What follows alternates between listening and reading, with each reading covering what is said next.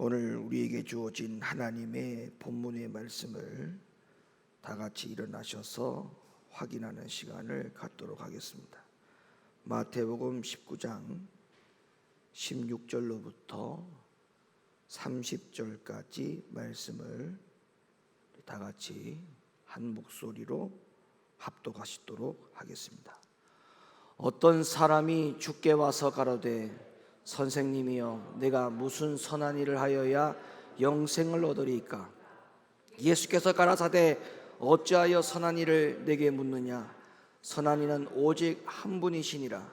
네가 생명에 들어가려면 계명들을 지키라. 가로되 어느 계명이오니까?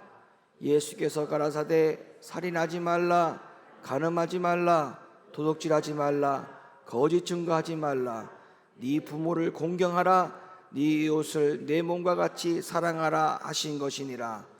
그 청년이 가로되 이 모든 것을 내가 지키었사오니 아직도 무엇이 부족하니까? 예수께서 가라사대 네가 온전하고자 할진대 가서 내 소유를 팔아 가난한 자들을 주라. 그리하면 하늘에서 보화가 네게 있으리라. 그리고 와서 나를 쫓으라 하시니 그 청년이 재물이 많으므로 이 말씀을 듣고 근심하여 가니라. 예수께서 제자들에게 이르시되 내가 진실로 너희에게 이르노니 부자는 천국에 들어가기가 어려우니라. 다시 너희에게 말하노니 약대가 바늘귀로 들어가는 것이 부자가 하나님의 나라에 들어가는 것보다 쉬우니라 하신대. 제자들이 듣고 심히 놀라 가로되 그런즉 누가 구원을 얻을 수 있으리이까? 예수께서 저희를 보시며 가라사대 사람으로는 할 수 없으되 하나님으로서는 다 할 수 있느니라.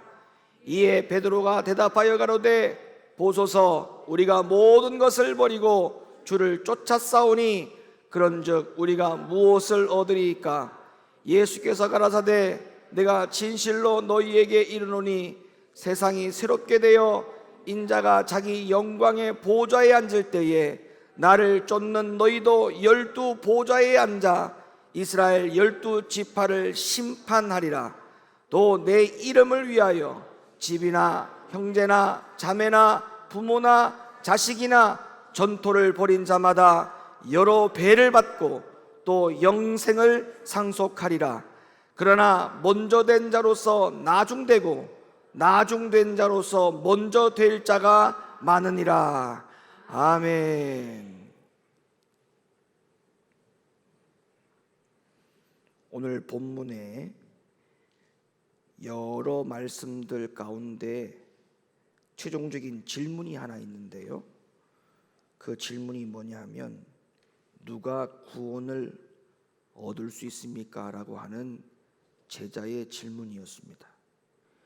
이 질문에 대해서 예수님은 두 가지를 대답을 해주셨는데 그 첫 번째의 대답은 사람으로서는 할 수 없으되 하나님은 할 수 있다, 이렇게 대답을 하셨고, 두 번째 대답은 나를 쫓는 자는 영생을 상속한다, 이렇게 대답을 하셨습니다. 그래서 우리는 이 결론의 대답을 통해서 얻을 수 있는 또 다른 결론이 뭐냐하면, 교훈이 뭐냐하면, 우리의 신앙은 예수님을 그리스도로 고백하는 것뿐만 아니라 또 하나가 더 필요하다는 것입니다. 그것이 바로 뭐냐하면 지적인 수준에서 벗어나서, 다시 말하면 앞에 제가 말씀드렸던 예수님을 그리스도라고 고백하는 수준이 이 이후에 또 다른 어떠한 것이 되지 않으면 이것이 지적인 수준에 머물고 말거든요. 예수님을 나의 그리스도라고 고백하는 그 수준이 그냥 지적인 수준이 될 수 있다는 거예요. 그래서 그 지적인 수준을 벗어나서 또 하나가 필요한 것이 뭐냐 하면 바로 예수님을 쫓는 사람이 되어야 한다는 겁니다. 그래서 오늘날 교회에 와서 신앙생활하는 사람들 가운데 예수님을 나의 그리스도라고 고백하는 사람들은 많이 있는데, 고백하는 사람이라고 하더라도 고백하는 사람이 다 예수를 쫓느냐라고 하는 문제는 다른 문제라고 하는 것을 우리는 교회 안에서 신앙생활을 해보면서 아마 여러분들이 눈으로 다 아마 그런 부분들에 대해서는 분별이 가능할 것이라고 생각이 되어집니다. 저 사람은 예배 시간에 예배를 잘 드리는데 말씀을 참 많이 아는 것 같은데 어떤 일을 통해서 예수님을 쫓아야 되는 상황이 왔을 때, 오늘 본문에도 말씀을 드립니다마는 부자가 모든 것을 다 팔아가지고 가난한 자들에게 나눠주라고 하는 그 예수님의 명령에, 그 전에 예수님을 주로 고백하고 그리스도를 자기의 주라고 고백을 했지만 그러나 주를 쫓아야 되는 그 명령에는 그가 불복하고 근심하여 돌아가는 상황이 벌어졌다는 것과 같이 오늘날 교회 안에서도 마찬가지예요. 주를 고백하는 신앙인과 주를 쫓는 신앙인의 모습은 별개의 모습이라는 것이죠. 그래서 하나님 앞에 신앙생활 할 때 우리가 뭐가 중요한가를 알아야 돼요. 뭐가 중요하냐면 예수님을 나의 구주입니다 라고 하는 고백하는 지적인 수준의 신앙생활이 중요한 게 아니라 어떠한 상황에 와서도 주님을 끝까지 쫓는 그 제자의 모습을 우리는 절대 흐트름이 없는 자세와 태도를 가지고 신앙생활을 해야 한다는 것입니다. 우리가 살고 있는 이 대한민국은 정말 교회의 홍수입니다. 교회의 홍수. 그리고 목회자가 너무나 많은 목회자 홍수입니다. 이 대한민국은. 뿐만 아니라 말씀과 제자 훈련의 홍수입니다. 근데 참 아이러니한 사실은요, 이런 교회 홍수, 목회자 홍수, 말씀과 제자 훈련이라고 하는 이런 홍수 속에 살고 있는데, 그러면 에스겔서 47장에 나오는 홍수가 나오잖아요. 에스겔 47장에 어떤 홍수가 나와요? 성전 문지방에서 흘러나오는 물이 처음에는 발목을, 그 다음에 물이 또 나와가지고 그 발목을 적셨던 물의 수위가 무릎을, 그리고 그 무릎을 덮었던 물의 수위가 허리를 동이는 물의 수위의 높이가 나중에는 창일하여 헤엄칠 만한 생명의 물이 되었다라고 말하면서 그 생명의 헤엄칠 만한 생명의 물 위에 마른 뼈들이 다 살아나가지고 헤엄을 치고 다녔다라고 에스겔 47장에 분명히 기록되어 있습니다. 그런데 이 아이러니한 사실이 뭐냐라고 하는 이야기를 제가 왜 하느냐 하면, 이 대한민국은 교회 홍수, 말씀과 제자의 훈련의 홍수, 목회자 홍수임에도 불구하고 그 창이라여 헤엄칠 만한 물 위에 떠다니는 것을 뭔가를 보니까 아직까지도 마른 뼈들만 앙상하게 붕붕붕 떠다닌다 이 말이에요. 이게 아이러니가 아니고 뭡니까? 에스겔 47장에는 성전 문지방에서 나오는 그 은혜의 물, 생명의 물이 발목을 적시고 무릎을 적시고 허리를 동이고 더 넘쳐서 창이라여 헤엄칠 만한 물이 되었다라고 에스겔 47장에 분명히 나오는데, 이 대한민국은 그 많은 홍수 가운데도 불구하고 홍수 위에 떠다니는 것이 마른 뼈가 생명이 붙어서 살이 붙어서 헤엄치고 다녀야 되는데도 불구하고 여전히 살이 붙지 않고 뼈에 생명이 붙지 않아서 마른 뼈가 그냥 물 위에 붕붕 떠다니는 이런 영적인 암흑과 같은 이런 말도 안 되는 아이러니한 일들이 이 대한민국이 지금 일어나고 있지 않습니까?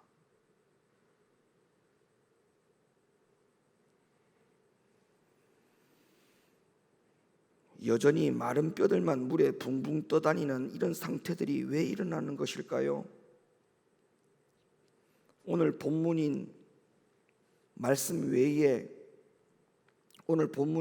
외에도 여러 가지 우리들 가운데에 오늘 말씀에 대해서 결론을 내려주는 그런 시사해주는 말씀들이 많이 있습니다. 오늘 그 말씀들을 한번 잘 들어보시고 여러분 자신에게 답을 얻어가시기를 바라요. 오늘 본문인 마태복음 19장 16절을 한번 보실까요? 자, 읽어주세요. 어떤 사람이 주께 와서 가로되 선생님이여 내가 무슨 선한 일을 하여야 영생을 얻으리이까. 자, 어떤 사람이 예수님께 와서 구원을 어떻게 얻는 것인지에 대해서 질문을 합니다. 자, 그리고 예수님이 이 구원을 얻는 방법에 대해서 묻는 이 사람에 대해서 어떠한 답변을 하셨습니다. 그런데 이 예수님이 대답해 주시는 것을 곁에서 듣고 있던 제자들이 깜짝 놀랐습니다. 왜냐하면 예수님이 제시하고 있는 이 구원의 방법이 자기들이 이미 알고 있는 구원의 방법하고는 전혀 달랐기 때문에 그래요. 그래서 제자들이 심히 놀라서 예수님 앞에 이런 질문을 합니다. 25절. 제자들이 듣고 심히 놀라 가로되 그런즉 누가 구원을 얻을 수 있으리이까. 자, 여러분 제자들이 왜 이렇게 또다시 구원에 대해서 예수님께 질문을 했다라고 생각합니까? 분명히 앞에서 어떤 사람이 구원을 어떻게 영생을 어떻게 받는지에 대해서 질문을 했거든요. 그런데 예수님의 대답이 자기들이 알고 있었던 구원의 방법하고는 전혀 다른 대답을 하신 것에 대해서 예수님 앞에 다시 그들이 알고 있는 구원과 영생에 대한 것이 맞는지에 대하여 다시 한번 확인하고 싶었던 것입니다. 그래서 똑같은 질문을 다시 했던 거예요.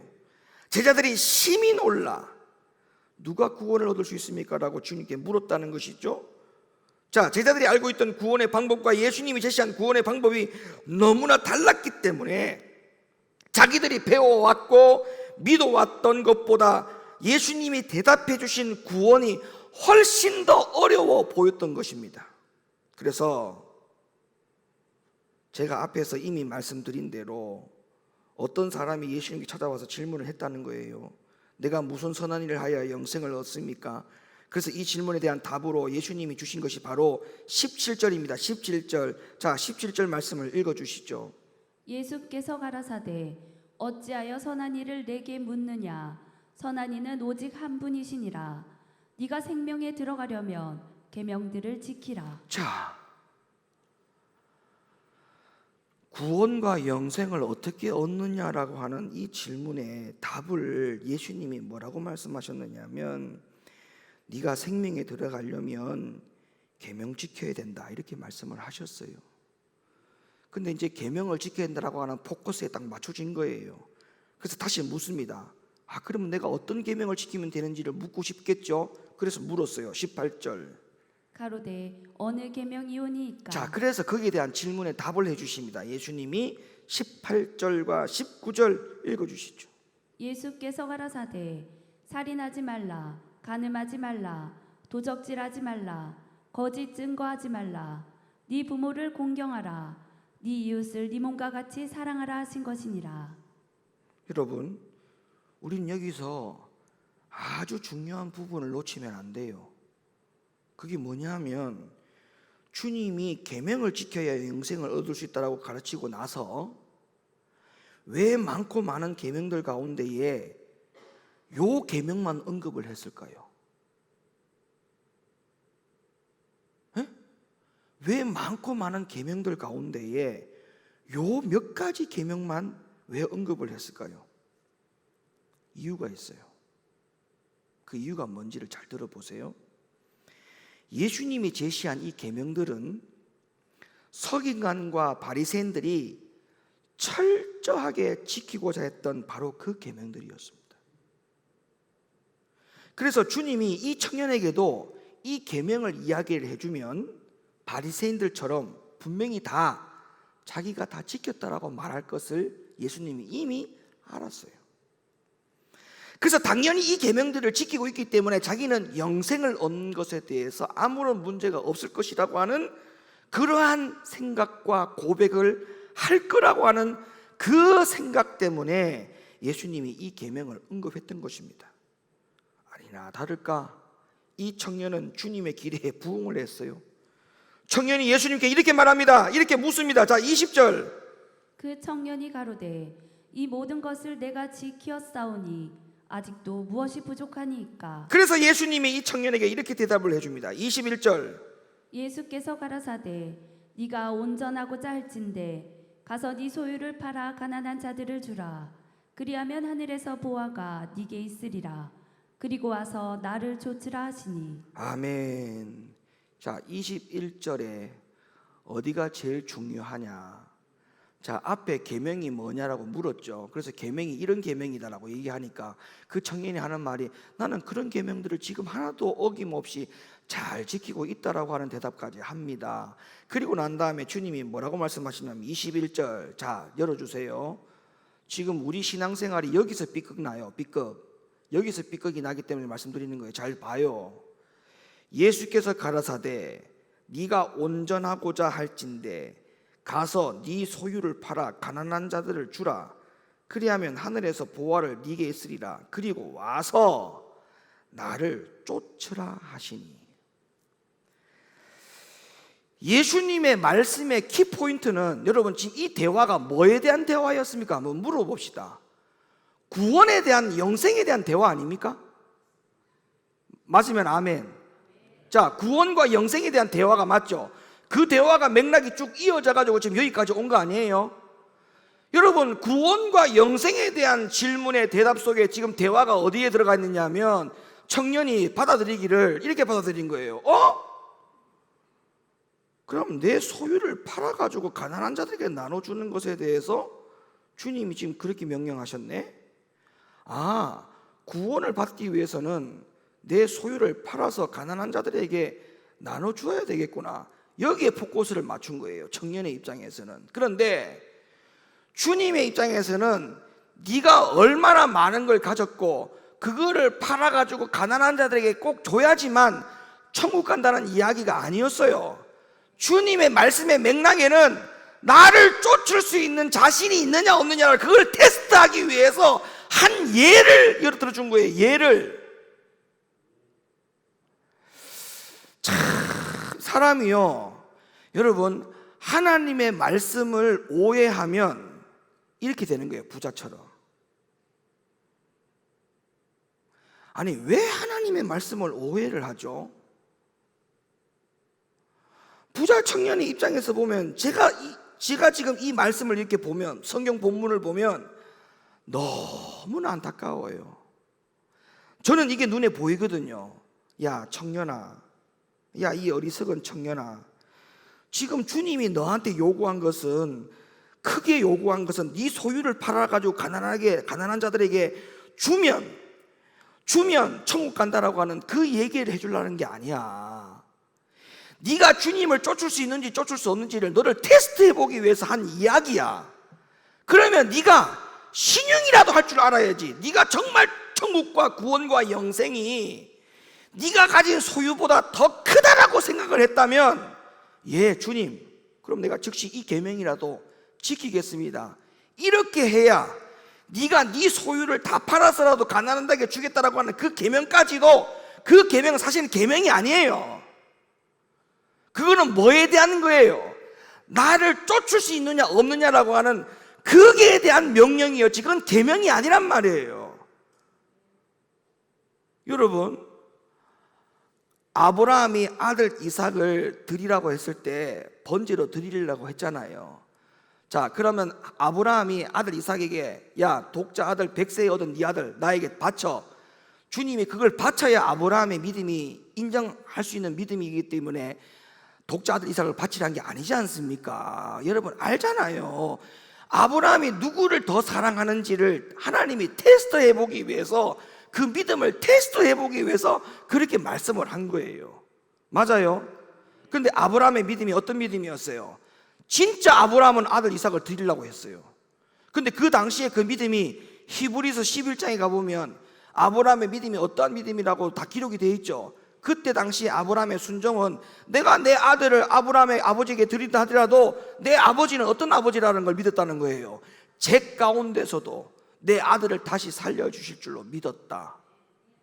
그러면 이 청년이 그 아브라함의 믿음을 가지고 있었더라면, 그래 내 소유를 다 팔아가지고 가난한 자들에게 다 나눠준다 할지라도 하나님이 다시 채워주실 줄로 믿는다.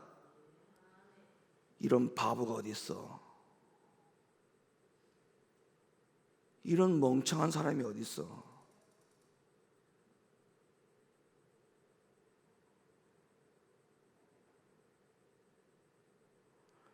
여러분 이게 왜 멍청한 짓인 줄 아세요? 앞에 계명 다 지켰잖아요.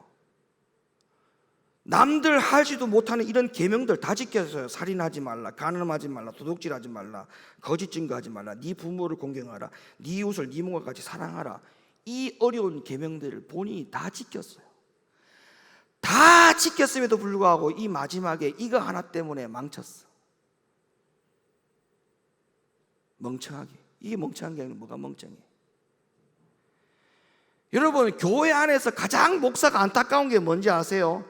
열심히 고생하고 열심히 심고 열심히 순종해서 막판에 견디지 못하고 뛰쳐나가는 사람들, 그 마지막에 고비를 넘기지 못하는 사람들, 나는 그런 사람들이 제일 안타까워. 불쌍해. 그러면서 나가가지고 신앙생활 똑바로 하느냐? 똑바로 안 해요. 똑바로 안 해. 그러면 지금까지 심은 거 다 뭐야? 하나님 앞에 교회를 위해서 그렇게 많이 헌신하고 충성하고 심은 게 다 뭐예요? 너무 안타까워요. 왜 가난한 네 소유를 다 팔아서 가난한 자들에게 주라고 하는, 왜 그 말씀에만 꽂혔느냐고. 이게 미혹 아닙니까? 이게 미혹. 주를 쫓으라고 하는 이 굉장한 보화와 같은 믿음을 왜 쫓지 아니하고, 왜 자기 소유를 팔아가지고 가난한 자들에게 주라고 하는 그 말에 꽂혀가지고 근심하여 돌아가느냐 이 말이에요. 에? 결국은 예수님의 제안에 근심하고 떠나버렸어요. 오늘 본문을 잘 한번 살펴보세요. 다 아시겠지만 무슨 선한 일을 하여야 영생을 얻을 수 있습니까? 라고 하는 그 주제로 예수님과 벌린 토론 아닙니까? 구원과 영생에 대한 문제였어요. 그런데 주님이 무슨 교주도 아니고 이단도 아니고 네 소유를 다 팔아가지고 나한테 갖다 줘. 그럼 내가 네한테 구원 줄게. 여러분, 주님이 그럴 분이 아니잖아요.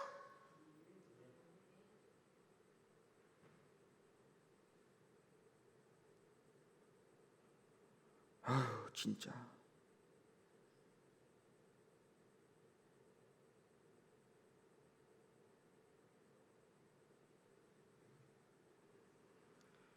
자, 그 청년이 떠난 이후에 보세요. 자, 그 청년이 떠났어요.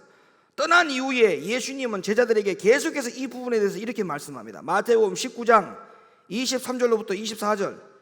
예수께서 제자들에게 이르시되 내가 진실로 너희에게 이르노니 부자는 천국에 들어가기가 어려우니라. 다시 너희에게 말하노니 약대가 바늘귀로 들어가는 것이 부자가 하나님의 나라에 들어가는 것보다 쉬우니라 하신대. 여러분 이 약대가 낙타거든요. 낙타. 짐승으로 따지자면 낙타예요. 근데 이 바늘귀가 뭔지 아세요? 바늘귀.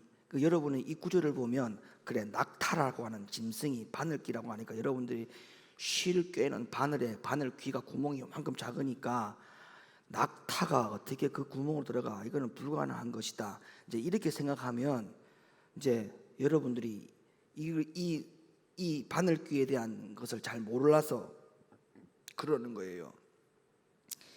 예루살렘 성전에 들어가는 문이 여러 문이 있어요. 여러 문이. 예루살렘에 지금도 가면 예루살렘 성전 안에 들어가는 문이 여러 문이 있다고요.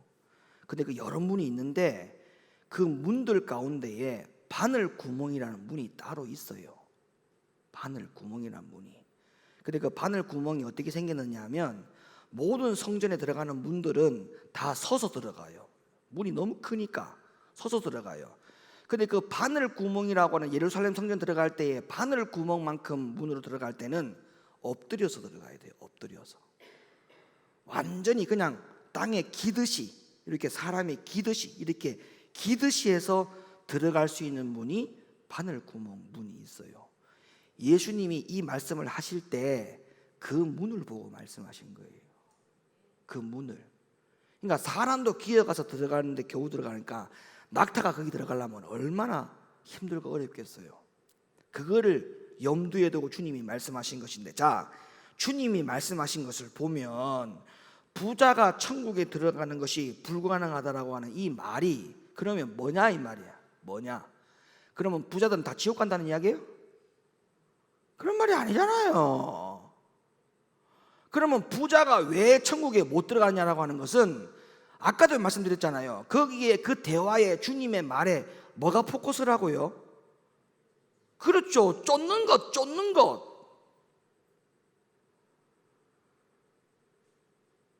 여러분, 우리의 신앙생활이 계명 다 지켰는데 주를 쫓는 것에 대해서 여러분들이 별개라고 생각하기 때문에 안 되는 거예요.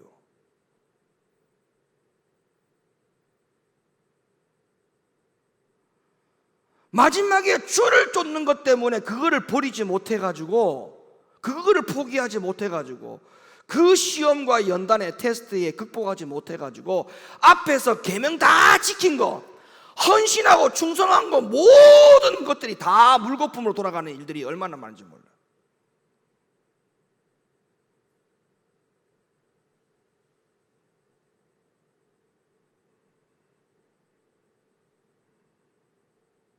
주님을 쫓는 일이 가장 우선입니다. 주님을 쫓는 일이. 예? 주님을 쫓는 일이 가장 우선이에요. 뭐니 해도. 예? 어차피 보세요. 계명 지키는 것도 주를 쫓는 믿음을 가지고 이 계명 지키는 것이 다 이렇게 다 끌려가는 거거든요. 주를 쫓는 믿음이 딱 서 있으면 계명 지키는 것들이 다 그냥 쫓아가져요. 이렇게 끌어당겨져요. 근데 주를 쫓는 믿음이 없이 계명 쫓는 것만 앞세워서 주를 쫓는 믿음이 없이 계명 쫓는 것에서만 쭉 따라가면 나중에 이런 일이 벌어지는 거예요. 부자 청년처럼. 아니, 내가 이렇게까지 충성했으면 됐지, 내가 이렇게까지 봉사했으면 됐지, 이제 이 생각이 먼저 드는 거야. 왜? 내가 계명 지킨 게 너무 많다 보니까 내가 이것까지 해야 됩니까?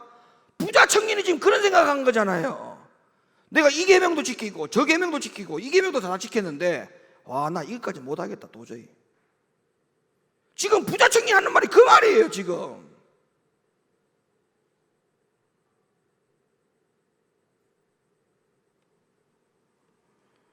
주를 쫓는 일 외에는 아무것도 없어야 됩니다.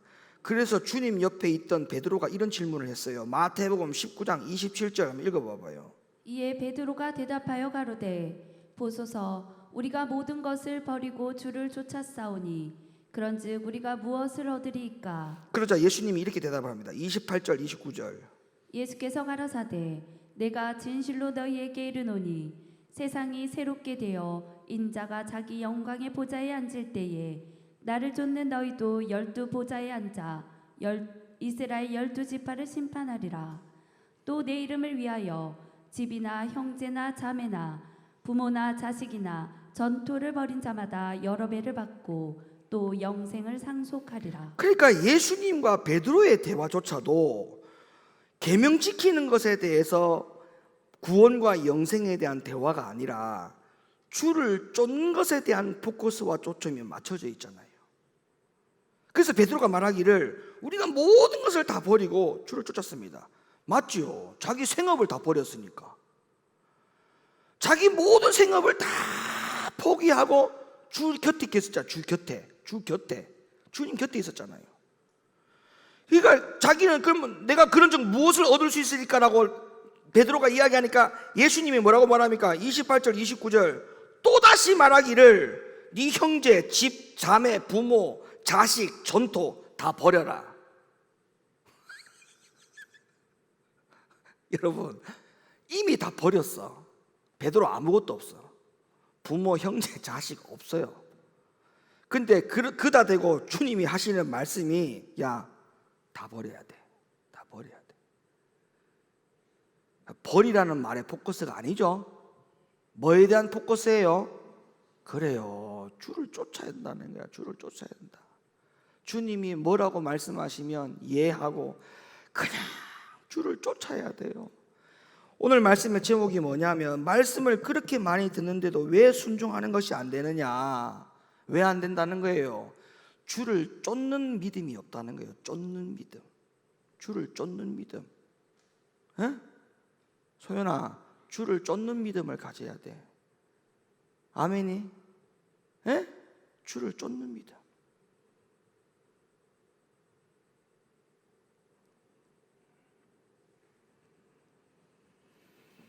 예수님이 쫓을 때 그 어떤 것이라도 예수님이 요구하시는 것을 들어드릴 줄 알아야 돼요. 그것은 나에게 어떤 것에 대해서 주님이 욕심내서 그런 게 아닙니다. 절대 오해하면 안 돼요. 네가 나를 정말 쫓을 수 있느냐 없느냐 그 믿음을 보려고 하는 것이지 거기에 대한 관심이 없어요. 여러분이 그 어떤 것에 대한 관심이 주님이 없습니다. 에?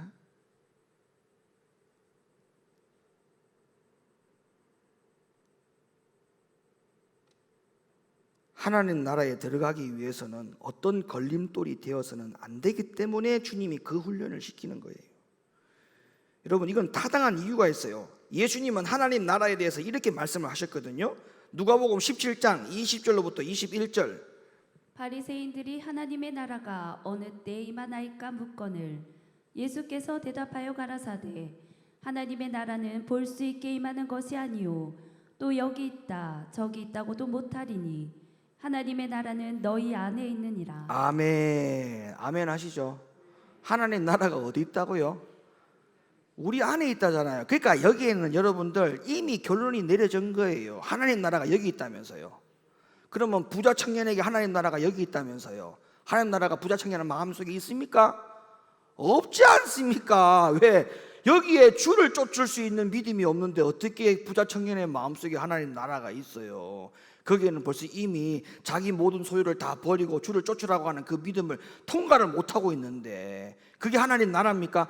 그러면 하나님 나라 가서도 우리가 하나님께서 우리에게 야 이거는 내가 못 주겠다 야 네 거는 요것만 가지고 그냥 살아 평생. 하나님 나라가 그런 곳입니까?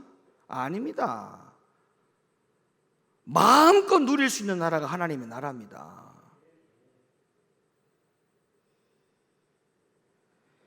여러분, 이 땅을 크게 보이면 안 돼요. 이 땅이 크게 보이면 안 돼요. 하나님 나라가 크게 보여야 돼요. 정말 아멘입니까? 여러분, 이 땅이 크게 보이면 안 된다고요. 여러분의 눈에. 제발 좀 부탁입니다. 하나님의 나라가 좀 크게 보여야 돼요. 하나님의 나라가 영원히 살게 되는 그 나라가 정말 크게 보여야 됩니다. 하나님의 나라가.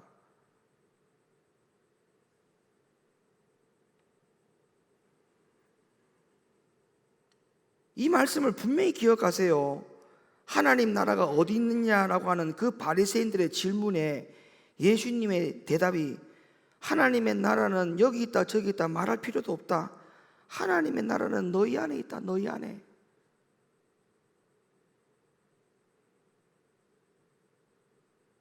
알았지?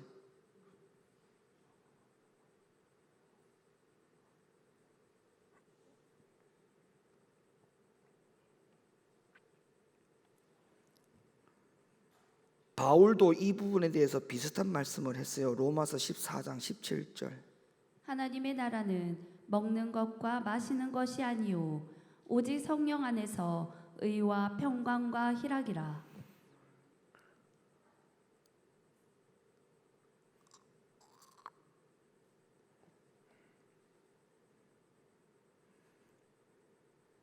그런데 우리 마음에 분명히 하나님의 나라가 있다고 했는데 어떻게 된 일인지 도대체 누가 그 마음에다가 그걸 집어넣는지는 모르겠지만 하나님의 나라가 우리 안에 마음에 있는 게 아니라 돈이 이 마음속에 가득 차가지고 돈 버는데 혈안이 돼가지고 주님의 일은 다 뒷전으로 물러나 있고 자기들의 소유가 다 우상이 되어 있고 하나님의 나라가 현존해서 의와 평강과 희락을 누리지 못하고 지금 이렇게 살아가는 게 여러분 이게 지금 정상적이라고 생각합니까? 이게? 예? 이게 지금 비정상적인 거 아니에요? 이 대한민국의 교회들이 지금 비정상 아닙니까? 정말 하나님의 나라가 성도들 마음속에 있는 그런 교회들이 맞아요? 아까도 제가 말씀드렸잖아요. 서두에 에스겔 47장에 성전 문지방에서 흘러나오는 물, 여러분 에스겔 47장을 한번 보세요. 성전 문지방에서 물이 흘러나왔다고 하지 않습니까? 그 물이 발목을, 허리를 창이라여 헤엄칠 만한 물이 되었고 그 물로 통해 가지고 마른 뼈들이 살이 붙어가지고 생명이 붙어가지고 장이라여 헤엄칠 만한 물이 되었다라고 에스겔 47장에 나오잖아요. 그런데 어찌게 된 심판인지 그 물 위에 마른 뼈들이 둥둥둥둥둥 떠다니고 있어요 지금.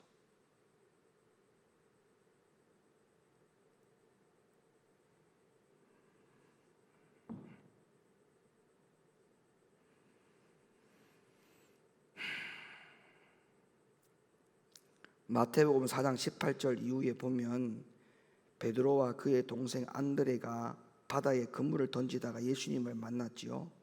자, 그리고는 마태복음 4장 19절에 이렇게 말씀합니다. 읽어주세요. 말씀하시되 나를 따라오너라 내가 너희로 사람을 낚는 어부가 되게 하리라 하시니. 그런데 20절에 이렇게 기록하고 있어요.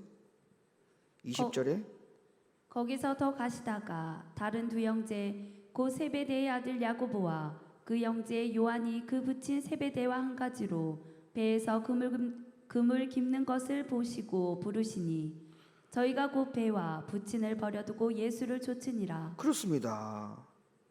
20절에 모든 그물을 버리고 예수님을 쫓았다. 21절, 22절 모든 것을 다 버리고 다 배와 부친을 버리고 예수님을 쫓았다.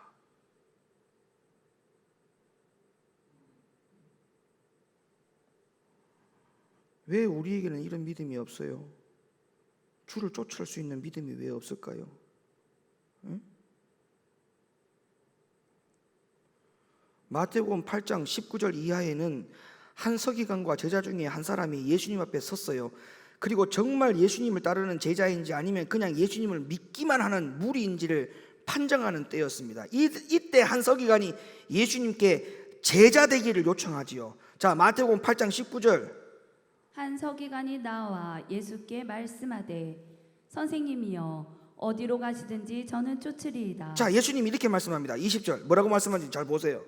예수께서 이르시되 여우도 굴이 있고 공중에 새도 거처가 있으되 오직 인자는 머리 둘 곳이 없다 하시더라. 자, 이게 뭔 말이에요? 이 말이에요. 야, 네가 나를 쫓는다고? 너 나를 뭘로 보고 나를 쫓냐? 나는 출세할 수 있는 사람도 아니고, 그렇다고 해서 이 말씀 그대로 말하자면, 야, 짐승도 여우도 굴이 있고 공중에 새도 자기 거처가 있는데, 야, 나는 거처도 없고 집도 없는 사람이야. 그러니까 다시 말하면 뭔 말이냐면, 네가 만약에 나를 쫓을 때에 어떤 출세를 목적으로 쫓는다면 나 그거 보장 못 해준다. 그래도 너를 날 쫓을래? 지금 그 말이에요 이게.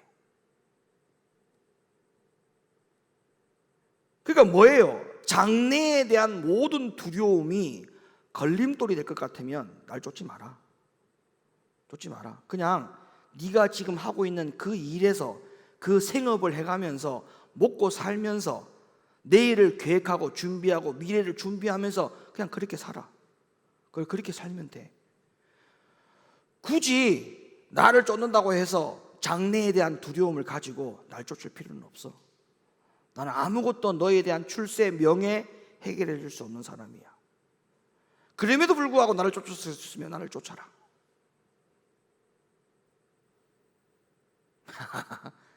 여러분, 목사라는 직책이요, 이게 어떤 명예나 출세를 위해서 이 길을 간다고 생각하지 않으시겠죠, 여러분들?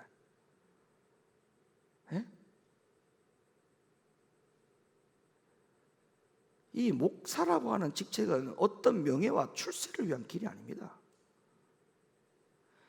여러분들이 한번 목사가 됐다고 생각해 보세요. 여러분들이 이렇게 강단에서 설교하는 모습 보고 성도들이 이렇게 뭐 밥도 식사 대접해주고 교회에서 기름값도 대주고 사택도 제공해 주니까 좋아 보이죠?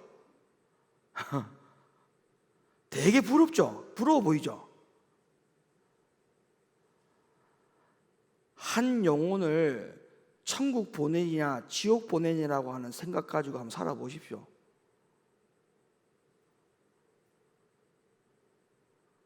여러분은 그런 고민하고 삽니까? 안 살잖아.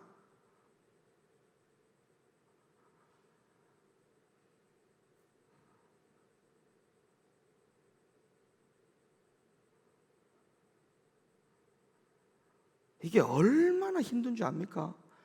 맡겨진 영혼이 한 영혼이라도 지옥을 가게 되면 거기에 대한 모든 심판은 제가 받아요.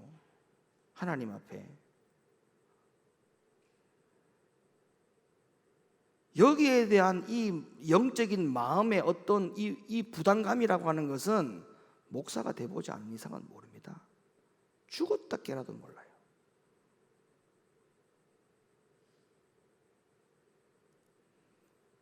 이게 무슨 명예와 출세를 위한 길이라면 여러분 영혼 가지고 제가 고민 안 합니다. 교회를 나와도 안 나와도 고민할 필요가 없죠. 말씀에 불순종해도 고민할 필요 없죠. 계명 다 지키고 주를 쫓는 것에 대해서 시험과 연단을 극복하지 못하는 것에 대해서 관심 갖지 않아도 되죠. 그런데 왜? 주님이 목사를 세우신 이유가 그거예요. 안 그러면 목회자들을 세우지 않고 하나님이 직접적으로 계시하겠죠. 꿈에 나타나든.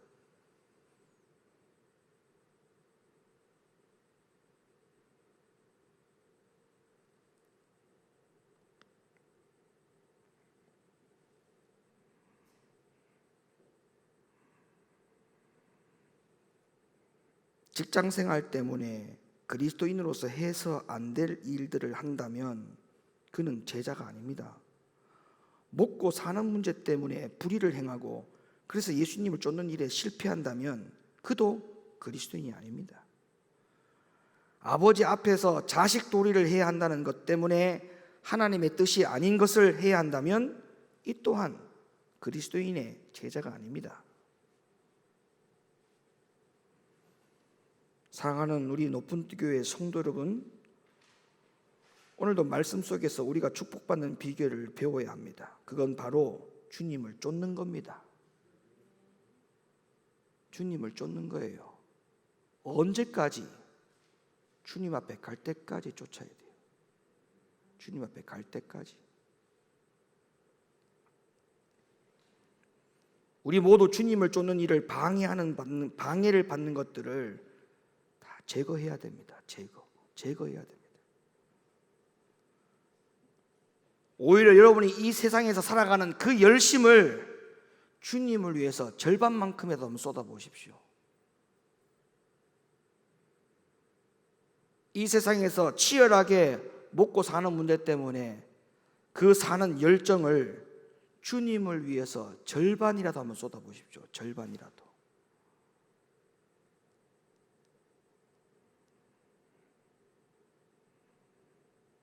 이 앞에 있는 목사도 여러분만큼 사회생활을 안 해본 사람이 아니잖아요. 저도 신학대학 공부 12년간 하면서 저도 하루에 4시간밖에 잠 안 자고 12년간 돈 벌면서 공부한 사람입니다. 부모가 학비 부담 없이 뒷바라지 해주는 그런 어떤 응석바지 하면서 공부한 사람이 아니에요.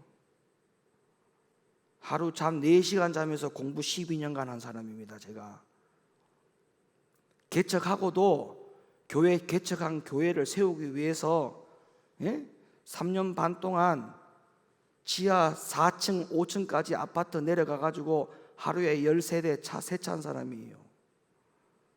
이 뜨거운 여름에 38도 39도 되는 날씨에 지하 5층까지 내려가 가지고 차 닦다가 저도 실신해 가지고 응급실에 실려간 적이 한두 번이 아닙니다.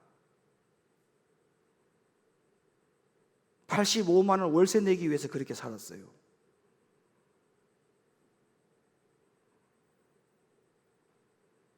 성도 여러분들이 힘들게 사는 거 제가 다 알아요.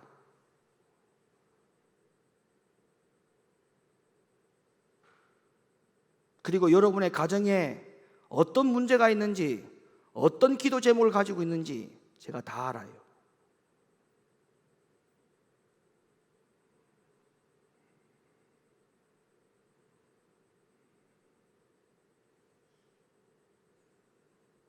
주를 쫓아야 돼요. 그럼에도 불구하고 주를 쫓아야 돼요. 아멘이십니까? 그럼에도 불구하고 주를 쫓아야 돼요.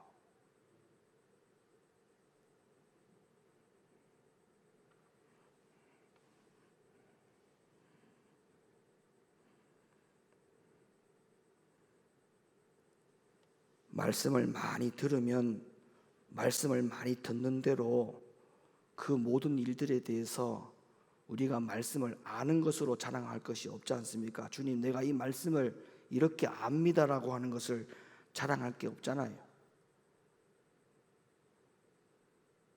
순종해야 돼요. 순종. 오늘 이 본문에서 말씀하고 있는 이 부자와 같은 믿음 갖지 말고 정말 예수님의 믿음을 소유하기를 예수님의 이름으로 간절히 축원합니다. 따라합시다. 주를 쫓아야 된다. 주를 쫓아야 한다. 주를 쫓아야 한다. 아멘입니까? 주를 쫓는 믿음을 먼저 세우고 난 다음에 그리고 계명을 지키세요. 그게 순서입니다. 순서. 주를 어떤 일이 있어도 쫓겠다라고 하는 믿음을 가지고 난 다음에 계명 지켜야 돼. 그러면 어떤 계명이든 다 지킬 수가 있고 어떤 명령이든 다 지킬 수가 있어요. 그런 믿음을 간직하기를 예수님의 이름으로 간절히 축원을 드립니다. 말씀 붙들고 기도할 때 주여